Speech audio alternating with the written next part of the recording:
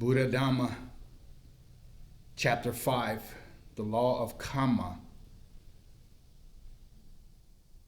Criteria for good and bad action.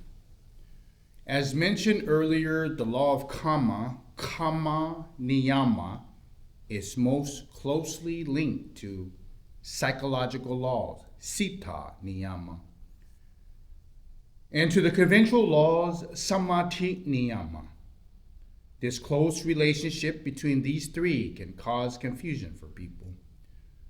Therefore, in order to clearly understand the subject of kamma and of good and evil, of punya and papa, punya is merit, and evil would be papa, or in other words, kusala and akusala, wholesome and unwholesome.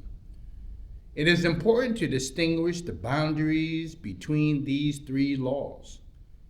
The law of kamma overlaps psychological laws, which there is also a clear point of separation. Intention, citta, which is the essence and the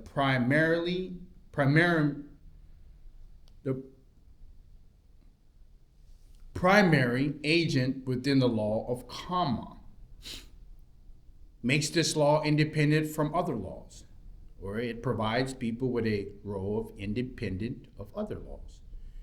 Citta, intention, enables a personal sphere of deliberation and design to the extent that people claim to be equal to or to complete with nature and distinguish their own world of creations from the domain of nature. Note that the Buddhadhamma generally does not use the term punya and papa, good and evil. Exceptions are when papa is used as a modifier for the term akusala, unwholesome qualities, and when punya appears in the term of punya api sankhara, which is expressly designated meaning. The Buddhadhamma commentaries refer to the 10 bases of meritorious actions, punya akiriya vatu, to explain the wholesome mind of these spheres, kamma, vachara, kusala, citta. Now, to the extent that people claim to be equal to or to complete with nature and distinguish their own world of creation from the domain of nature, citta, intention, relies on the mechanism of psychological laws in order to function.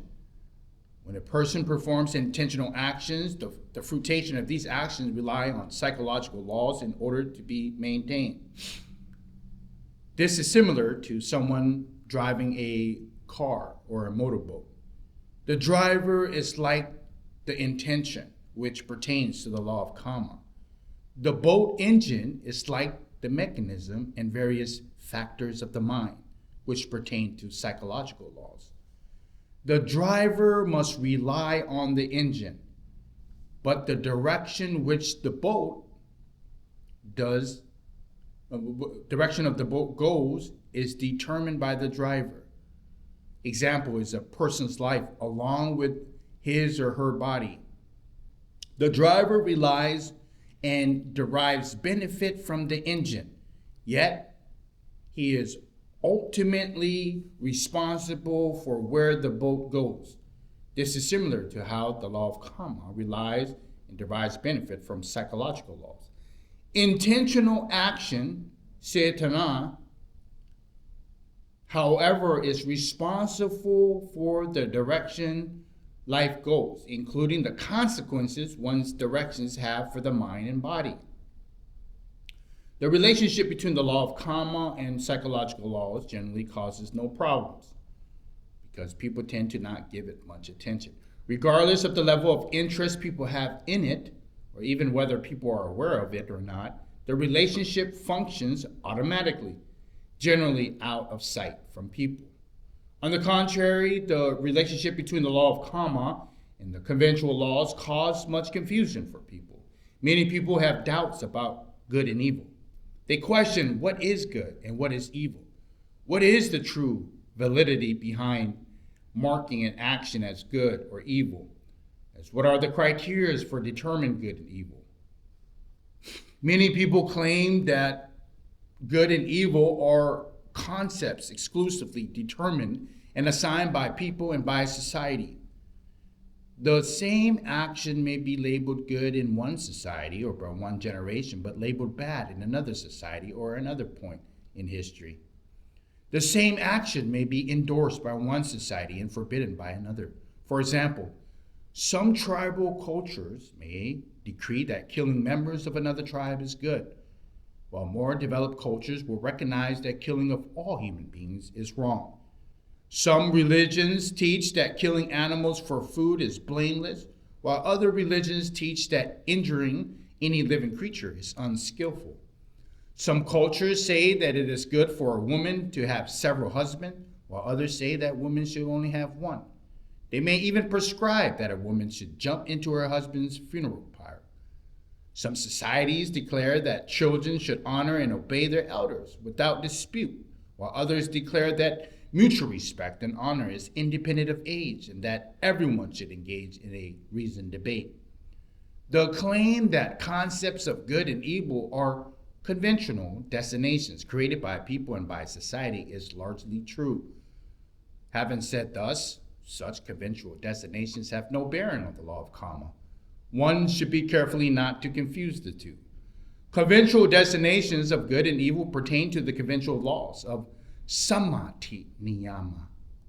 They are distinct from the matters of good and evil, matters of kusala and akusala, wholesomeness and unwholesomeness, pertaining to the law of kamma niyama. Although these two laws are related, they have clear point of separation. Confusion arises because people are often unable to distinguish between the two. The factor that acts as a bridge between these two laws and also acts to separate them in the same as the distinguishing factors between the law of karma and psychological laws is citta, their intention. This will be examined in more detail below. In relation to the law of kamma, there are several important aspects to social prescriptions. Social prescriptions are not directly connected with the wholesome and unwholesome as dictated by the law of kamma. They are established by society for a particular objective, say for social harmony and peace. They manifest as a form of mutual agreement or co-commitment. These prescriptions may lead to the social peace and well-being, or they may not. It may be beneficial or harmful. This depends on how comprehensive the knowledge is of those who enact these prescriptions, or on these people's level of sincerity. These prescriptions come in many forms, from various customs and traditions up to the body of laws. Here, good and evil is determined by these conventional laws, sammati niyama. The concepts of good and evil in this case are varied and variable. Their variation and changeability, however, do not pertain to the law of kamma, do not pertain to the kamma niyama. The two sets of laws should not be confused. When someone transgresses these prescriptions, this is a matter pertaining to conventional laws, not the law of kamma. Now we can examine how these social conventions enter into the domain of law of kamma. When someone accepts these prescriptions, regardless of whether these prescriptions are virtuous and beneficial or not, yet he or she decides to disobey them. At that moment, there is an intention to disobey and to transgress them. Here, the explanation is only at one level. In some circumstances, things may be more complex with other factors coming into play. One may have to consider, for example, the quality of panya, wisdom, behind accepting these prescriptions in the first place, which will have a bearing on the person's intentions. In any case, at the moment of thinking and acting, intention plays a role and immediately has an effect on the person's mind and life in general. Moreover, the persons will be aware of these intentions, citta, without being able to ignore or deny them. Citta, intention here, is connected directly to the law of kamma. Some societies may try to include the factor of intentions when passing judgment on people, in order to determine whether the infringement of the law was performed intentionally or not. But this is still a matter pertaining to social conventions. It simply indicates that society is intelligent and knows how to benefit from the law of kamma. In terms of law of kamma, regardless of whether a society examines whether a person acted intentionally or not, or whether it determines if law has been transgressed or not, the karmic process has begun. The moment a person has an intention to infringe on a social accepted prescription and acts upon intention, the process bearing karmic fruit, vipaka, has been set in motion. The person begins to experience the results of his or her volitional actions. The goodness or the badness of the action in such the case may be considered from the perspective of conventional laws. It's not directly related to the law of karma. It is linked to the law of karma when one takes into account the intention and level of panya of those people who have enacted these prescriptions. In regard to observing and upholding these prescriptions, the law of kamma is only relating to the area of acknowledging and accepting these society prescribed terms, and then acting intentionally in some way or another in response to them. Technically speaking, the dynamics discussed so far as part of virtuous conduct of sila, they revere the connection between human laws and the laws of nature, which must be clearly distinguished. These are situations where conventional designations of good and bad are indirectly related to the law of karma. For example, a society may prescribe a particular action as good and correct to be observed by everyone. Later, someone endowed with panya recognizes the fact that this action is neither good nor beneficial and may even be harmful to society. That person may try to explain this to other members of the society, to revise their ways of conduct, and perhaps even refuse to observe this custom. In such circumstances, the person's actions do not spring from defiled intentions, as the case for someone who breaks the law of unwholesome reason. Instead, it springs from intention accompanied by panya, aiming to improve the well-being of others. The gist of the karmic process is the individual cases is not the same. It's dependent on the quality of intention. In any case, whatever the quality of intentions, the penetrator of such an act is aware of the specific intention and must receive the fruit according to the law of karma. He may be able to hide or deceive society, but cannot hide from his own mind, nor can he deceive the laws of nature. In a nutshell, the determining factor in regard to the law of karma is whether intention is wholesome or unwholesome. Generally speaking, there is no transgression or intent to transgress when society agrees unanimously to repeal or amend a law of prescription. In such a case, the transgressor has not comprised his integrity or betrayed a social contract. This can be illustrated by some simple examples. Imagine two people live together. In order for both people to live at ease, they lay down certain regulations. Say, they work at different locations and return home at different times, but they agree to eat dinner together. They cannot wait for the other person forever. So each agree not to eat dinner alone before 7 in the evening. One of them likes cats and dislikes dogs. The other likes dogs and dislikes cats. They therefore agree not to have any pets in the house. If either of them decides not to honor one of these agreements, the intention to breach it arises and things proceed according to the law of karma. This is so, even so, in truth, eating before 7 in the evening or bringing pet into the house is neither inherently good nor bad.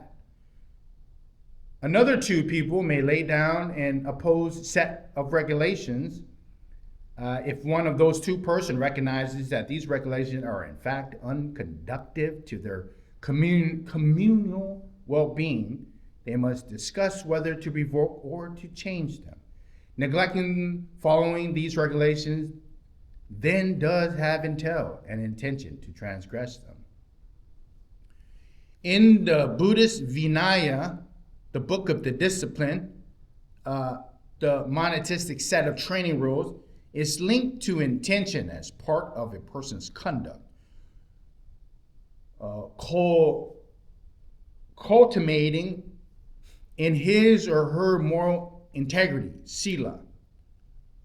Here one can see both the relationship and the distinction between uncertain, indefinite matters of good and evil, of right and wrong, prescribed by society, and certain definite matters of wholesomeness and unwholesomeness pertaining to the law of kamma. There exists a relationship between social prescriptions and the law of kamma. Having said this, regardless of whether a society defines good and evil with an understanding of what is truly wholesome and unwholesome, what is favorable or what is harmful to people, whatever it is lacked, that underlying and dynamics of the law of kamma proceeds naturally, unaltered by social prescription. A society may endorse the taking of intoxicants, believing that they make people happy. It may advocate violent emotions. It may believe that one should incite and stimulate people, increasing their desires and competitiveness in order for them to have more productive. It may claim that killing other groups of people is good or killing animals is blameless. In such case, the so-called goodness of social prescriptions conflicts with the wholesomeness within the law of kamma.